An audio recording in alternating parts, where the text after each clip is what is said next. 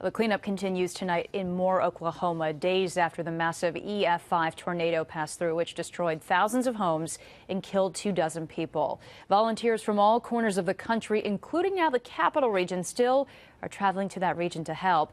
Our Craig Smith spoke to one of those volunteers tonight. It's not his first time, Craig, and I know he's been ready to go this time for days. That's right, Dory. For the next 2.5 weeks, Christian Callaway of Ravena will be helping in a way that he knew was coming shortly after the tornado hit.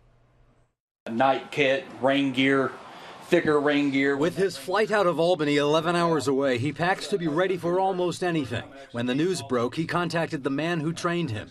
And I said, "Are you watching the news?" And he says, "I'm heading there Wednesday." He goes, "What is your availability?" And Callaway's role will be mostly logistics and administration, a few miles away from the damage.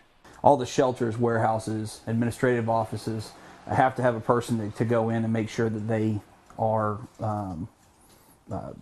paperwork is done right, and so on and so forth. And then after all of that is done, I go back, making sure that they have supplies, making sure that they have everything that they need so they can function at 100% to help out the clients. And when I'm on disasters, people come up to me and they're like, oh, thinking that I'm either client casework or mental health. And so a lot of times we'll just have conversations, and I mean, sometimes all they need is a hug.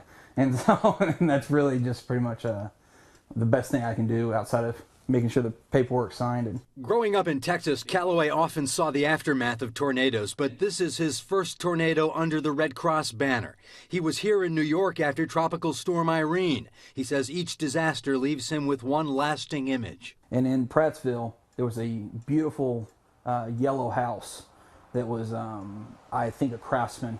And it was just absolutely gorgeous, and it was completely in a hole, turned sideways. We'll have to get back to you and see what Oklahoma image sticks with you. No, we'll talk. There will be one, I'm sure. There will be one, I assure you. And so, Callaway says if you are a would-be volunteer who just can't make it to Moore, he says a great way to help is to skip the travel expense and just donate a little cash.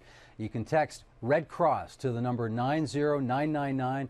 And when you do that, you'll donate $10 to American Red Cross Disaster Relief. Craig Smith, CBS 6 News.